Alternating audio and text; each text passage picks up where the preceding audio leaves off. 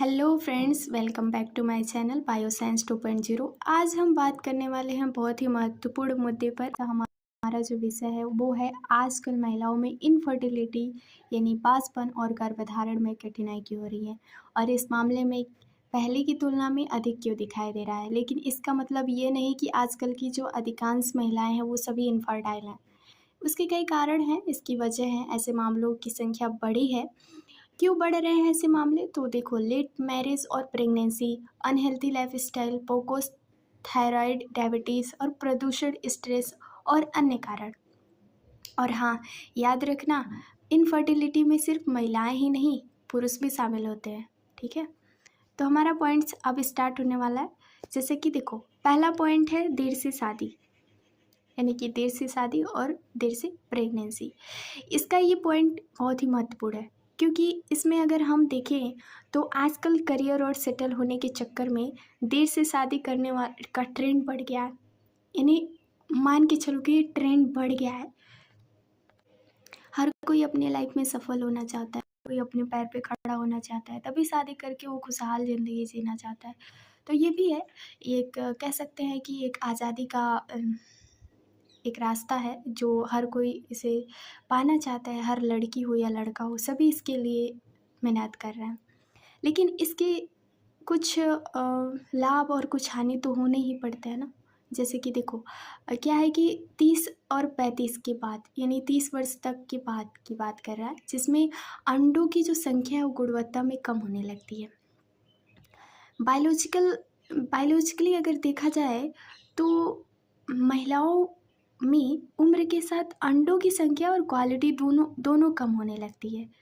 30 साल की उम्र के बाद फर्टिलिटी धीरे धीरे घटने लगती है और 35 के बाद कंसीव करने पर काफ़ी दिक्कतें भी आती है।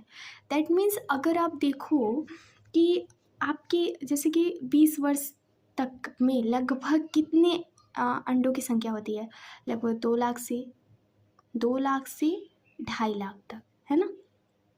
क्योंकि ये मेच्योरिटी की परम सीमा यानी कि प्रथम सीमा है। और उसके बाद दूसरे स्टेप में अगर देखो तो 25 वर्ष तक, इसमें 150 से 2 यानी 1.5 लाख से 2 लाख अंडे होते हैं। फिर उसके बाद 30 वर्ष तक लगभग 80,000 से 1 लाख अंडे होते हैं और 35 वर्ष के बाद लगभग 25,000 से 30,000 ही अंडे इसमें होते हैं।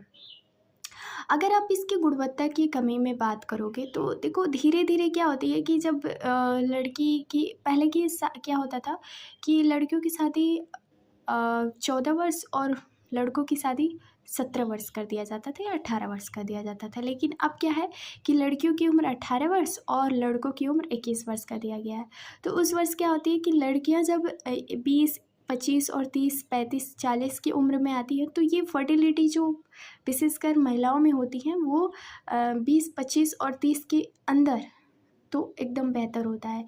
लेकिन 30 के बाद उनको फर्टिलिटी में कठिनाई देखने को मिलती है ना। अब देखो, इसका एक अलग भी हो सकता है कि उसके अंदर कोई और भी प्रॉब्लम्स हो सकती है। जैसे महिलाओं का जो बॉडी है उसमें और भी दिक्कतें आ सकती हैं। ठीक है, और मेल के बारे में हम बात करेंगे, पहले हम महिलाओं के बारे में बात कर लेते हैं। तो देखो, यहाँ पे हमारा क्या है कि क्या होता है ऐसा, यानी उम्र बढ़ने के साथ जो ओवरीज है ना उसकी क्षमता कम हो जाती है। जैसे अंडों की जो संख्या होती है वो उनकी क्वालिटी भी कम हो जाती है, जैसे गर्भधारण में कठिनाई होती है। सलाह क्या है कि यदि आप भविष्य में माँ बनने की योजना बना रही हैं तो सही उम्र यानी 20 से 30 वर्ष में प्रेगनेंसी प्लान करना बेहतर होगा। और प्रेगनेंसी इट मीन्स शादी भी इसी बीच में करना बेहतर होगा। नेक्स्ट पॉइंट है फ्रेंड्स हमारा थायराइड और डायबिटीज़ की समस्या। अब देखो, सबसे पहले क्या है कि थायराइड, डायबिटीज़, धूम्रपान और एंड्रोमियोसिस, इन 3 पॉइंट्स में हम पहला देखेंगे थायराइड और डायबिटीज जैसी समस्या में। ये दोनों समस्या हार्मोन संतुलन को बिगाड़कर ओव्यूलेशन और पीरियड्स को प्रभावित करता है। दैट मीन्स अगर आप देखोगे थायराइड जो है वो, अगर थायराइड हार्मोन्स ऊपर नीचे हो जाए तो ओव्यूलेशन, अंडा बनने की जो प्रक्रिया है ना वो रोक देता है या अनियमित कर देता है। डायबिटीज़ डायबिटीज़ की बात करें तो शुगर लेवल बढ़ने से शरीर में हार्मोन्स का बैलेंस बिगड़ता है, जिससे पीरियड साइकिल डिस्टर्ब होता है, या डिप्लांटेशंस बच्चों का जो गर्भाशय में चिपकना मुश्किल हो जाता है। दैट मीन्स डायबिटीज़ होता है तो ब्लड शुगर लेवल बढ़ना, हार्मोन्स असंतुलित होना, जैसे रेजिस्टेंस से पोकोस का यानी PCOS का खतरा बढ़ जाता है। ओव्यूलेशंस और फर्टिलिटी नकारात्मक असर पड़ता है। क्या करें इसमें? तो नियमित जांच कराएं, संतुलित आहार लें, योग और व्यायाम करें, डॉक्टर की सलाह लें। देखो क्या है ना कि हार्मोन संतुलन सही रखें, सेहत बेहतर रखें, फर्टिलिटी को स्वस्थ रखें, तो ये है। और धूम्रपान, शराब और कुछ नशीले पदार्थ जैसे ये आदतें प्रजनन क्षमता को कम करती हैं और हार्मोन संतुलन को बिगाड़ देती हैं। देखो जो बड़े बड़े शहरों में रहती है ना, जो महिलाएं बड़े बड़े शहरों में रहती हैं, वो क्या करती हैं, वो अपनी जो दिनचर्या है उसको खाने पीने में जो संतुलित आहार लेने के बजाय वो अलग अलग चीज़ें लेने स्टार्ट कर देती हैं। दैट मीन्स अगर उनकी देखा जाए तो एक्टिव एम पैसिव स्मोकिंग करने से जो अंडे होते हैं वो ख़त्म होने की रफ्तार में तेज़ होते हैं और गर्भाशय की परत कमज़ोर हो जाती है। ये सभी धूम्रपान, शराब, नशीले पदार्थ लेने से। इसमें हार्मोन्स की असंतुलित संतुलन करते हैं, ओव्यूलेशन को प्रभावित करते हैं, अंडों की गुणवत्ता यानी एग क्वालिटी कम करते हैं, मिसकैरेज और समय से पहले मोनोपॉज का खतरा बढ़ जाता है, गर्भधारण की समस्या कम हो जाती है।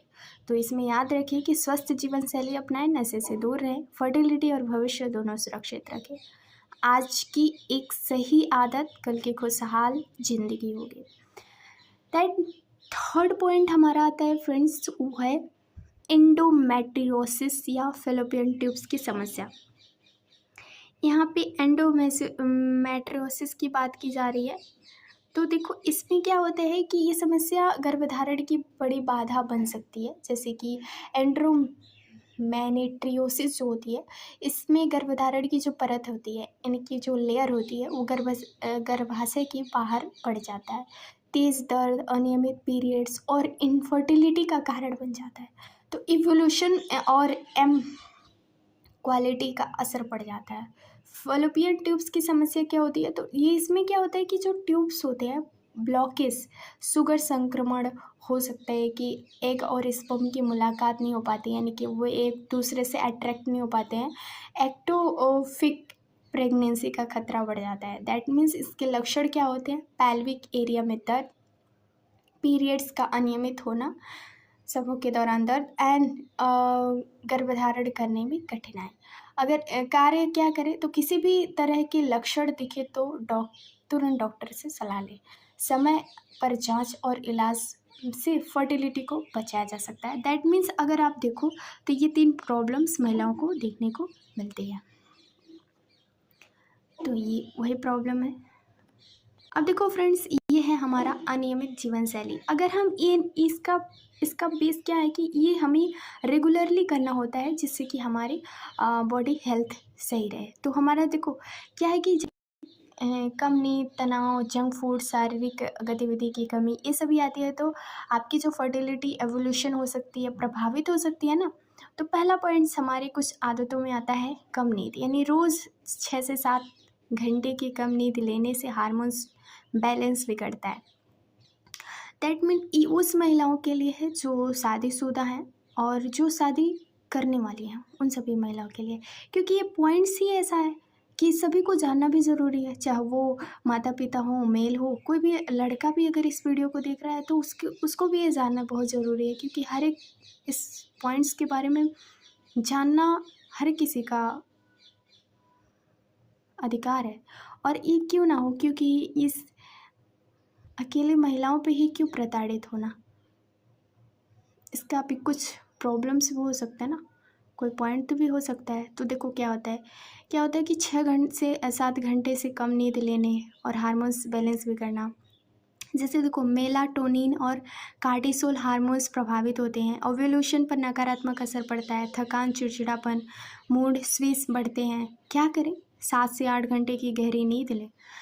दूसरा पॉइंट है फ्रेंड, वह है तनाव। लगातार तनाव से शरीर में कार्टिसोल बढ़ता है और रिप्रोडक्टिव हार्मोन्स को प्रभावित करता है। इसमें क्या होता है कि जो पीरियड्स हैं अनियमित हो जाते हैं और ओव्यूलेशन रुक जाता है और फर्टिलिटी कम हो जाती है। क्या करें?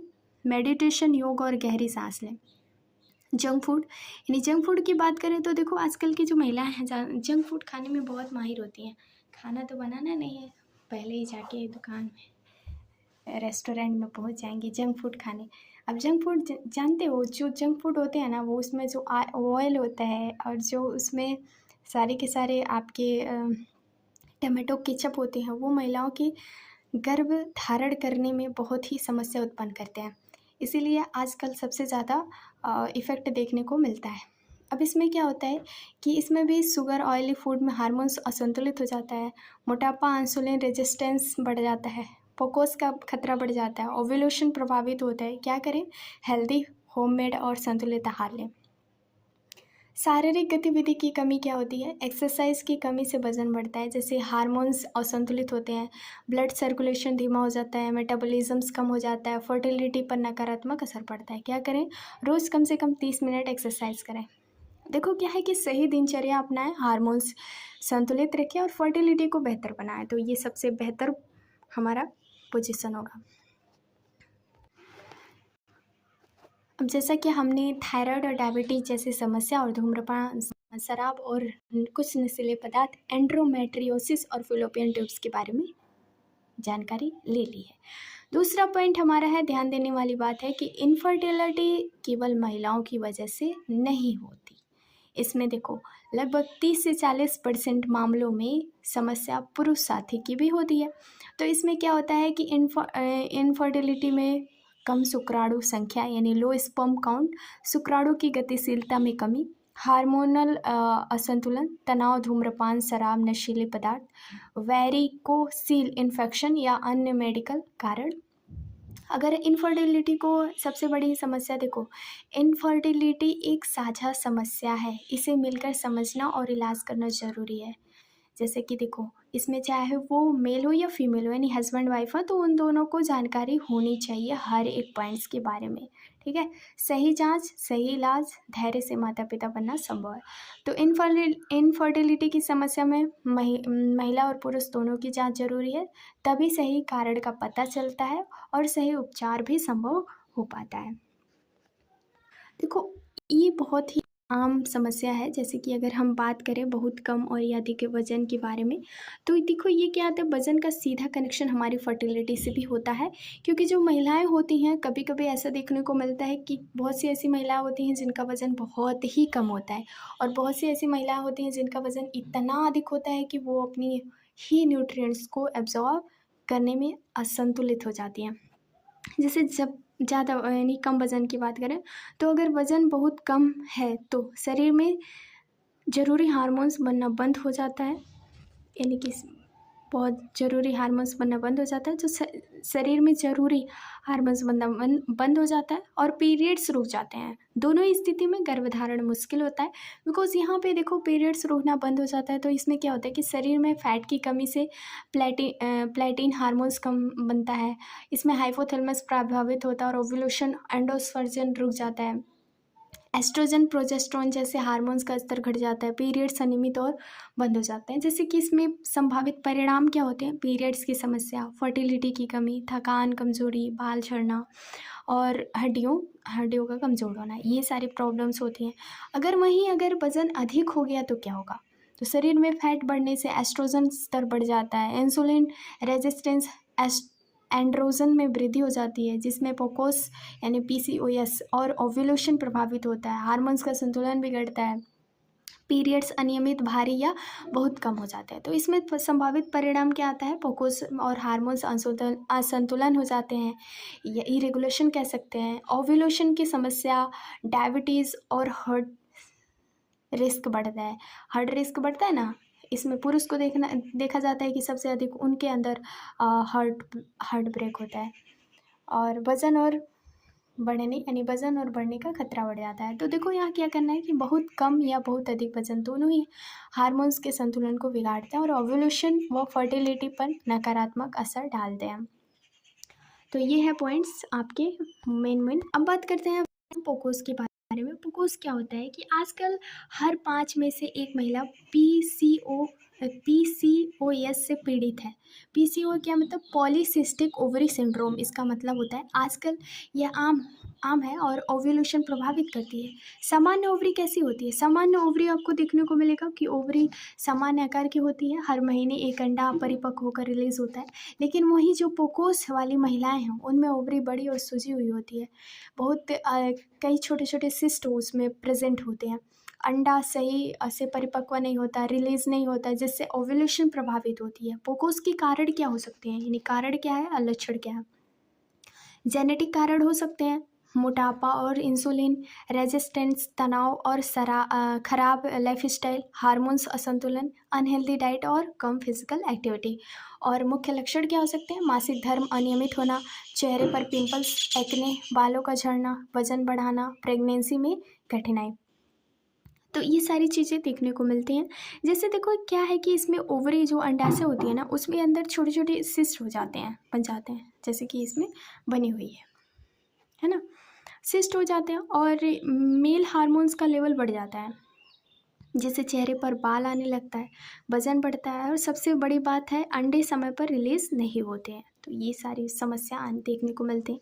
देखो इसको कैसे कंट्रोल करें इसके बारे में भी हम बात करेंगे। जैसे हेल्दी डाइट लें, जंक फूड से बचें, नियमित व्यायाम करें, वजन कंट्रोल करें, तनाव कम करें और योग और मेडिटेशन, यानी डॉक्टर से सलाह लें और उपचार दवाएं लें। देखो ये सारी समस्या का समाधान भी इसमें हम बताते जा रहे हैं।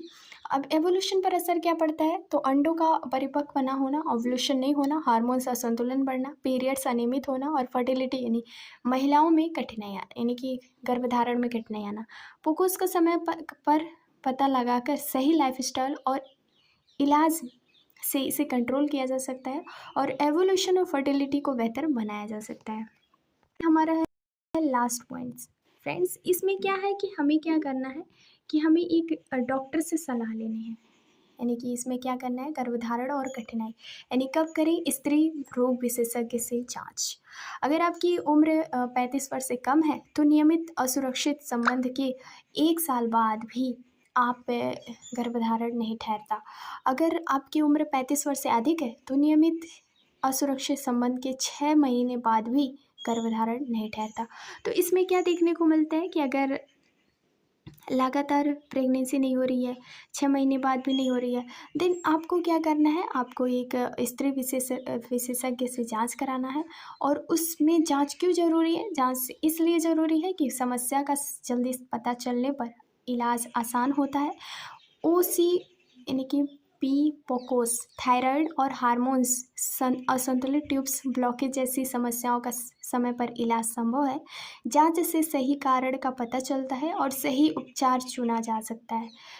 समय पर इलाज से मातृत्व का सपना पूरा होने की संभावना बढ़ती है। तो याद रखें कि इनफर्टिलिटी का मतलब हमेशा गंभीर समस्या नहीं, बल्कि सही समय पर जांच और इलाज से समाधान संभव है। स्त्री विशेषज्ञ क्या जांच कर सकते हैं? हार्मोन्स लेवल की जांच, अल्ट्रासाउंड, अंडाशय और गर्भाशय की जांच, ट्यूब्स की जांच जिसमें HSG आदि ये सारे पॉइंट होते हैं, थायराइड, शुगर और अन्य जरूरी जांच, आवश्यकता अनुसार अन्य परीक्षण भी वो करते हैं। तो देखो क्या है कि अपना स्वास्थ्य अपनी प्राथमिकताएं बनाएं, जांच कराएं और खुशहाल मातृत्व की ओर कदम बढ़ाएं। इसी के साथ हम अपने इस पूरे पॉइंट्स को यहीं विराम देते हैं। Thank you for watching this video. I hope कि आपको अच्छे से समझ आ गया होगा। तो लाइक, शेयर, सब्सक्राइब और कमेंट करना मत भूलिएगा। एक कमेंट इसके लिए ज़रूर। Okay, thank you watching this videos. Thank you.